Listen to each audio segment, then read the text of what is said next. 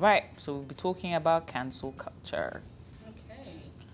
Once you are cancelled, stay cancelled.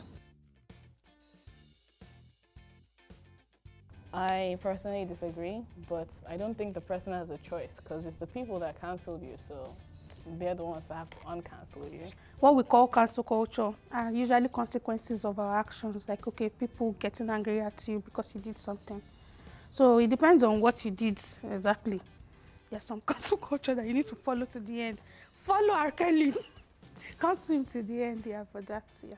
I mean, there should be like room for redemption on your part, and then, I mean, if you've made amends to the people you've offended or whatever, you should be allowed to grow and learn from your mistakes. Well, I disagree because I want you to fight. You like drama sometimes, so fight. What? You Like, who should fighting fight on- exactly? The person getting cancelled should come back and fight. If you did something bad, like find, like, I mean, restitution. do Yeah, something. but don't cry. Don't make that crying video. Don't write long thing like that. Well, no, let me not call names, but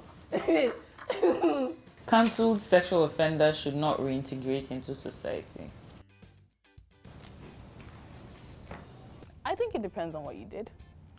I feel that if your sexual offense was really violent and very horrible, I think all sexual offense is bad, but I feel that there's degrees to it. I think it's a very, like, it's a simplification of it in this question. There's a lot more nuance to it because if a sexual offender, for example, harmed kids, have they served time? What has been done to make sure they won't do it again? There's all these conversations to be had before a person should reintegrate, I think. yeah. Pedophilia is something that I wouldn't feel comfortable if a known convicted, and you definitely did it, pedophile, is now trying to reintegrate into society. Yeah, people change, but and then also same thing with like rapists as well. I mean, I feel like sex is sort of everywhere. It's not even sort of, it's really out there. Like, there's very little that you have to do to get sex. We're not talking about relationships, we're talking about just sex, and consensual for that matter. So for you to take it by force or without consent, Yeah, something is wrong. there's really something wrong. In as much as forgiveness is a point there should be things in check. Like, there should be registries where you could sign as a sex offender, and you're in check, where you can come back into society and redeem yourself, sort of. You've done what you've done. Accept it and acknowledge it and own up to it. So just so someone else knows that, oh, you did this in the past, but that's not you anymore now. But doesn't mean that you shouldn't be allowed to live a life as Get any a other job, person. you Yeah. know. Cancel culture can be harmful.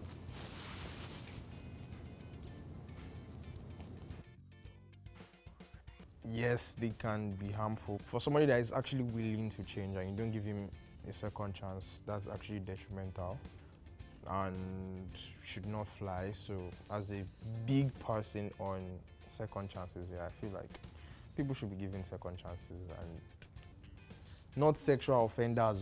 So many thoughts on cancel culture. Cancel culture can be harmful. Cancel culture is harmful because then nobody knows how to have a discussion anymore with somebody that they disagree with. And there's this moral high horse that everybody seems to be on, like, oh, my ideas are not just ideas, they're not just my opinions, these are ways like of life to live by. So now it's like you're not just claiming that, oh, this is what I think, you're saying that this is what I think and this is what you should think. It doesn't make any sense. Cancel culture does not give room to learn and grow. I agree, but only to an extent, because as much as I dislike cancel culture, I do see that there are some benefits to it because it sort of acted as like a buffer of bad behavior for society. So nobody wants to do bad things because they don't want to get cancelled, which translates to quote unquote better behaved people online or even in person. So I think that it does act as a deterrent for bad things, but then also like it doesn't give you room to grow because then who gets to decide what an idea, like whether an idea is bad or whether it's good? Nobody has that moral superiority. So yeah, I don't think it leaves much room for discussion, but I think that it's if you don't want to learn and grow, that you will not learn and grow. I've been cancelled in quotes before a few years ago, and I'm no longer that person that I no longer hold those opinions that I held at the time. I no longer hold them now. So it took like people talking to me, like family members saying some things, and like instant like friends telling me so and so before me, and then seeing things from a different angle. And like the more you grow, the more you see world in a different perspective. Yeah, so The idea of cancel culture, the way it's defined, and it's a very topic that I don't like to touch on.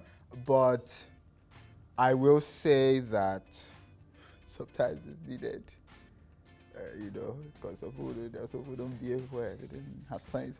But yeah, sometimes it feels like, more conversations can be had. But because a lot of what is cancel culture now exists online, it's hard to have nuanced conversations online. So I don't know what the solution to that might be. But yeah. I agree, because if you throw someone to the edge of the evil forest, they'll probably just go there and stay there forever. They won't learn anything. They won't change.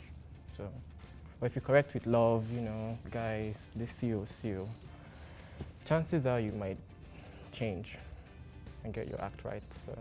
I'm not a fan of cancel culture, but also people need to understand that doing something bad means that you get, there are repercussions for it. And don't just think that it's okay for you to hurt or harm people and you can get away with it.